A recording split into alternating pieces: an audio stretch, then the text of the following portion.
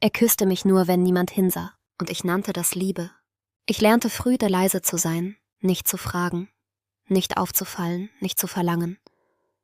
Vielleicht war ich deshalb so gut darin, unsichtbar geliebt zu werden. Leon lernte ich an der Universität kennen. Er war charmant, intelligent, jemand, der mit Worten umgehen konnte. In Einzelgesprächen war er aufmerksam, fast zärtlich. Er hörte mir zu, fragte nach, hielt meine Hand. Aber sobald andere da waren, änderte sich etwas. Nicht abrupt, nicht offensichtlich, sondern so subtil, dass ich mir selbst einredete, es bilde ich mir ein. Er ließ meine Hand los, wenn wir Kommilitonen trafen. Er setzte sich nicht neben mich, sondern zufällig einen Platz weiter. Er stellte mich nie vor, nicht als Freundin, nicht als irgendetwas. Er ist halt privat, sagte ich mir. Nicht jeder muss alles zeigen. Die Wahrheit war einfacher und grausamer. Ich passte nicht in das Bild, das er öffentlich von sich zeigen wollte. Unsere Beziehung existierte in Räumen ohne Fenster, in Nächten, die niemand sah, in Nachrichten, die er löschte, in Treffen, die spontan waren, aber nie geplant. Wenn ich fragte, warum sagst du niemandem von uns, lächelte er müde und sagte, ich will mein Studium nicht mit Drama belasten. Drama. Das war ich. In der Öffentlichkeit war ich eine Freundin aus dem Kurs. In der Öffentlichkeit sprach er mit anderen Frauen lauter, freier, sichtbarer. Ich stand daneben und lernte nicht zu reagieren. Einmal, nach einer Vorlesung, lief eine Kommilitonin an uns vorbei und fragte lachend, »Leon, bist du eigentlich vergeben?« Er lachte zurück. »Nein.« Ich stand direkt neben ihm. Er sah mich nicht an. Nicht einmal kurz. Ich spürte, wie mir das Blut ins Gesicht schoss. Aber ich sagte nichts.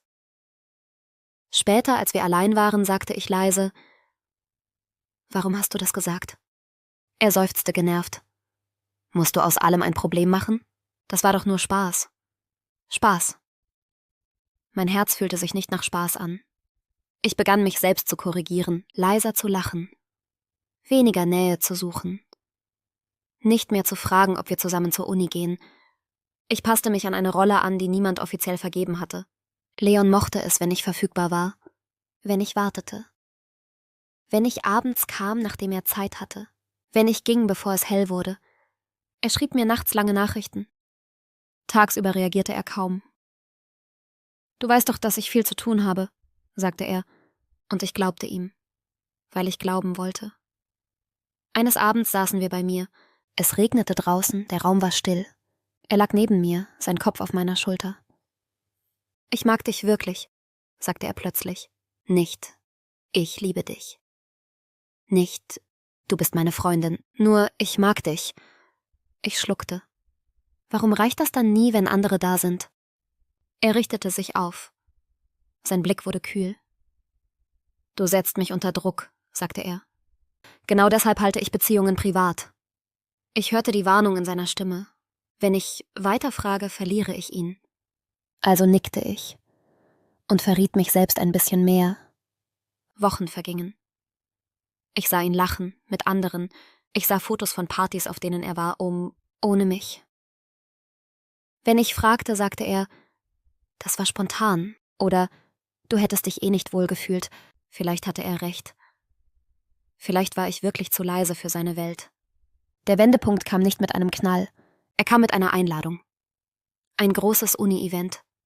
Viele Studierende, Musiklicht, Öffentlichkeit. »Kommst du auch?« fragte ich vorsichtig. Er zögerte. Nur eine Sekunde. Aber ich sah es. »Ja«, sagte er schließlich. »Aber wir müssen da nicht die ganze Zeit zusammenhängen.« Mein Magen zog sich zusammen. »Warum nicht?« Er lachte unsicher. »Du weißt doch, das ist keine Beziehungsparty.« Ich ging trotzdem. Ich wollte sehen, ob ich mir alles nur einbilde. Ich zog mich an, als wäre ich jemand, der dazugehört. Ich ging allein hinein. Leon war schon da, umringt von Leuten. Er sah mich, kurz. Dann drehte er sich weg. Er kam nicht zu mir. Er winkte nicht. Er tat, als wäre ich Luft. Eine andere Frau stand neben ihm. Zu nah, zu selbstverständlich. Ich stand am Rand und verstand plötzlich alles. Nicht, weil ich eifersüchtig war, sondern weil ich klar sah, Ich war kein Geheimnis aus Schutz. Ich war ein Geheimnis aus Bequemlichkeit.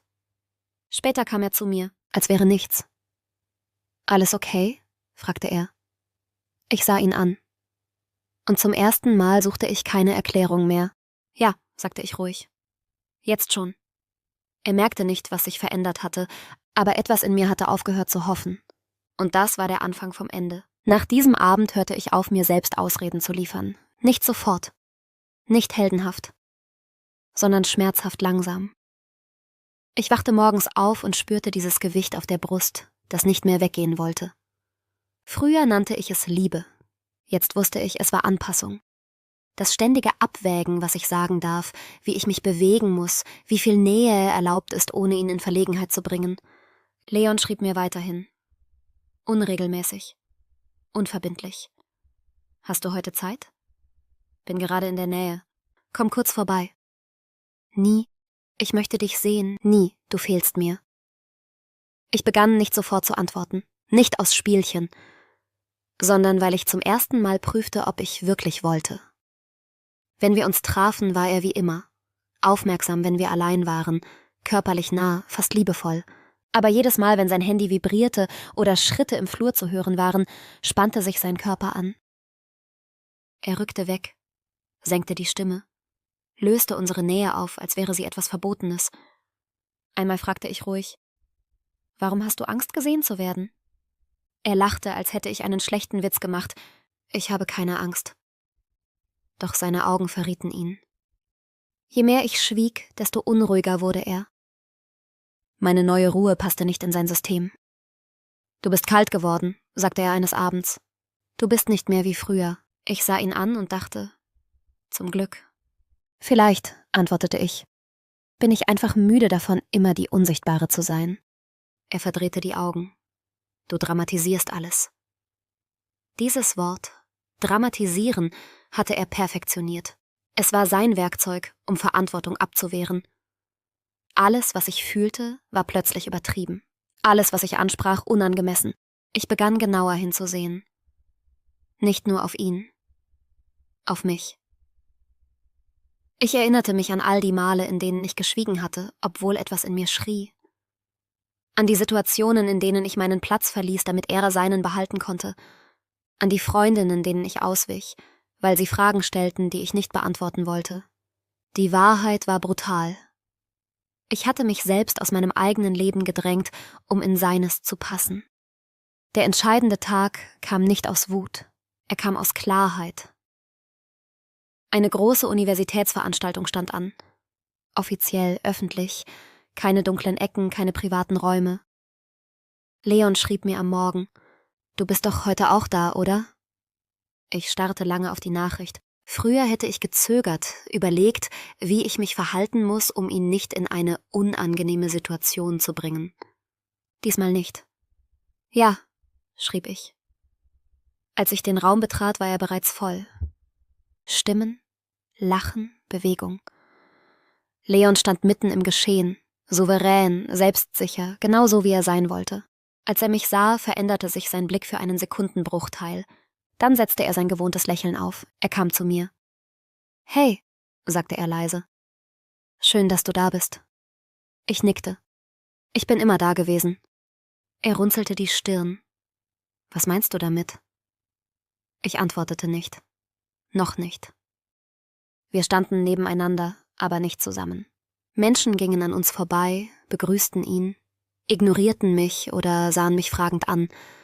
Ich spürte dieses alte Ziehen, diesen Reflex, mich zurückzuziehen. Doch diesmal blieb ich stehen. Leon beugte sich zu mir.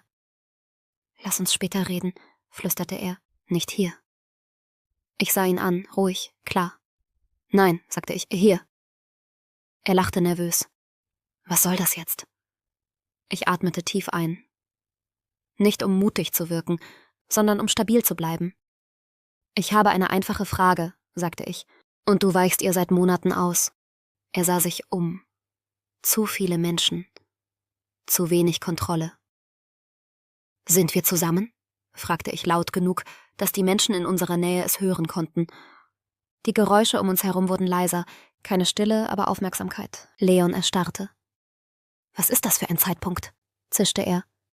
Der Einzige, antwortete ich. Er fuhr sich durchs Haar. Das ist privat. Da war er wieder. Dieser Satz, hinter dem er sich immer versteckte. Ich schüttelte langsam den Kopf. Privat ist etwas, das geschützt wird, sagte ich. Das hier ist etwas, das du versteckst. Ein paar Köpfe drehten sich, jemand blieb stehen. Leon wurde rot. Du machst mir gerade eine Szene, sagte er scharf. Du blamierst mich. Ich spürte, wie etwas in mir endgültig zerbrach und gleichzeitig heilte. Nein, sagte ich ruhig. Ich blamiere dich nicht. Ich höre nur auf, mich für dich zu schämen. Er griff nach meinem Arm. Ich zog ihn weg. Ich hab dich nie gezwungen, sagte er hastig. Du wusstest, worauf du dich einlässt. Diese Worte hätten mich früher zerstört. Jetzt machten sie mich frei. Ich wusste nur, dass ich dich geliebt habe, sagte ich.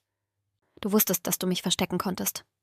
Stille, keine dramatische, eine ehrliche. Ich sah Leon an. Zum letzten Mal nicht hoffend, nicht wartend, nicht bittend. Ich bin fertig, sagte ich. Nicht wütend, nicht hysterisch, fertig. Ich drehte mich um und ging. Langsam. Sichtbar, ohne mich umzusehen. Hinter mir hörte ich, wie jemand meinen Namen sagte. Vielleicht Leon, vielleicht jemand anderes. Ich reagierte nicht. In den Tagen danach schrieb er mir. Viel, zu viel. So war das nicht gemeint. Du hast mich missverstanden. Warum musstest du das öffentlich machen? Ich antwortete ein einziges Mal. Ich habe nichts öffentlich gemacht. Ich habe nur aufgehört, unsichtbar zu sein. Dann blockierte ich ihn.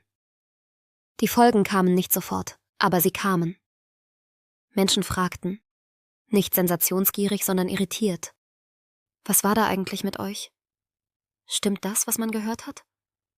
Leon wurde vorsichtiger, leiser. Sein selbstsicheres Auftreten bekam Risse.